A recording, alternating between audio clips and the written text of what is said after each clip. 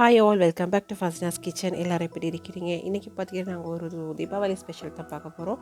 தீபாவளி அப்படின்னு சொன்னாலே ஸ்வீட் தான் அங்கே எப்போவுமே இருக்கும். அதில் பார்த்து கொஞ்சம் வித்தியாசமாக இந்த மாதிரி செஞ்சு பண்ணலாம், அசத்தலாம் அப்படின்னு நீங்கள் நினச்சிங்கன்னா டெஃபினெட்லி இதை செஞ்சு பாருங்கள். உங்களோட ரிலேஷன்ஸ், ஃப்ரெண்ட்ஸ் எல்லாருமே இந்த ரெசிபி கேட்பாங்க. அப்போது மறக்காமல் இந்த லிங்க்கை ஷேர் பண்ணிவிடுங்க. இப்போது வாங்க நாங்கள் எப்படி செய்யலான்ட்டு பார்க்கலாம்.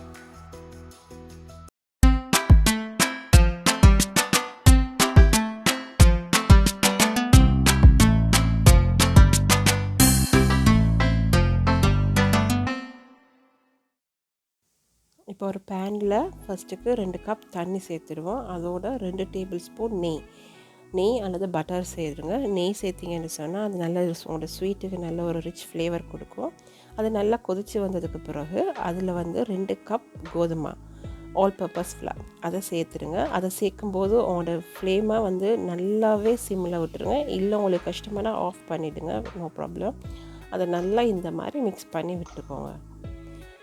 இந்த மாதிரி நல்லா மிக்ஸ் பண்ணி நல்லா சாஃப்ட் டோவாக எடுத்துருங்க.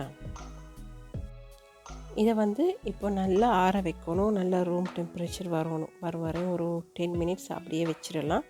இப்போ அந்த கேப்பில் நாங்கள் சிரப் பண்ணலாம். இப்போ எங்களுக்கு சிரப்புக்கு என்னென்னா 2 கப் வாட்டர், 2 கப் சுகர், இது ரெண்டையும் போட்டு நல்லா கொதிக்க வச்சுருங்க.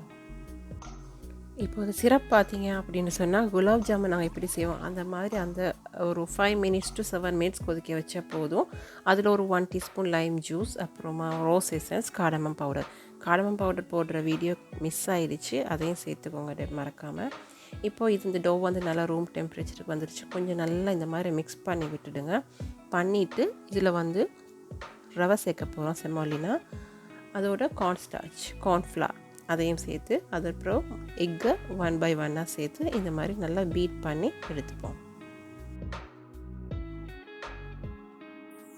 பீட்டர் இல்லைன்னா கூட பரவாயில்லை, நீங்கள் எக்கை 1 by 1 சேர்த்து கையால் கூட மிக்ஸ் பண்ணி எடுத்துக்கலாம், இல்லை ஸ்பூனால் கூட மிக்ஸ் பண்ணலாம்.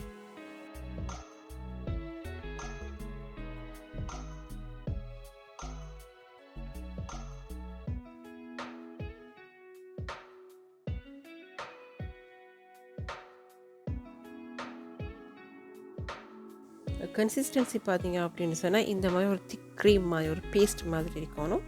இந்த மாதிரி வந்ததுக்கப்புறம் இதை ஒரு பைப்பிங் பேக்கில் ஃபில் பண்ணிடலாம். உங்களோட பைப்பிங் பேக் இல்லை அப்படின்னு சொன்னால் எம்டி மில்க் பவுடர் கவர் இருக்கு இல்லையா, அதில் ஃபில் பண்ணிவிட்டு கூட இந்த மாதிரி பண்ணலாம் நீங்கள்.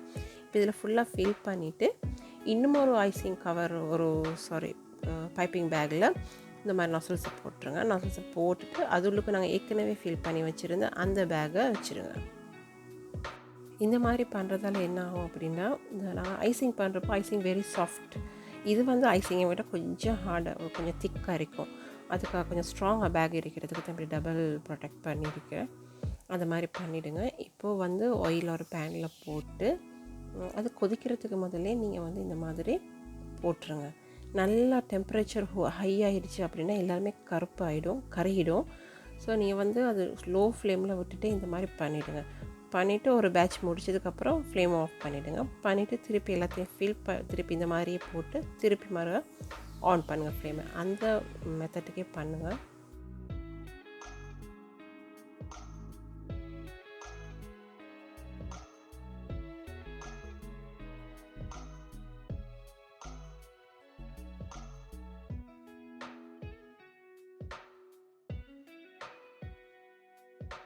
இப்போ இதை ஃப்ரை பண்ணிவிட்டு அப்படியே எடுத்து நாங்கள் ஏற்கனவே செஞ்சு வச்சுக்கிற சிரப்பில் போட்டுடலாம்.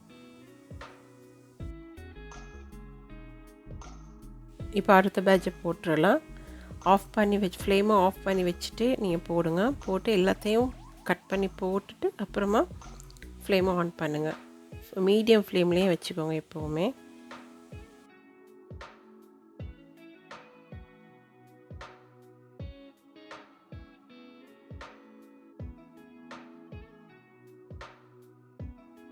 இப்போது இந்த சோக் பண்ண ஸ்வீட்டை நாங்கள் இன்னொரு பவுலுக்கு ட்ரான்ஸ்ஃபர் பண்ணிடலாம். செகண்ட் பேட்ச் ஃப்ரை பண்ணிட்டு இருக்கிறோம் இல்லையா, அதை இந்த சிரப்பில் போட்டு அதையும் சோக் பண்ணிடலாம். இப்போ குலாப் ஜாமுன் மாதிரி 2-3 ஹவர்ஸ் சோக் பண்ண வேண்டிய அவசியம் இல்லை. ஒன்று ஃப்ரை பண்ணுற டைம் கேப்பில் மட்டும் சிரப்பில் போட்டு எடுத்திங்கன்னா ஓகே. இப்போ என்னோடய ஸ்வீட் ரெடி ஆகிடுச்சு.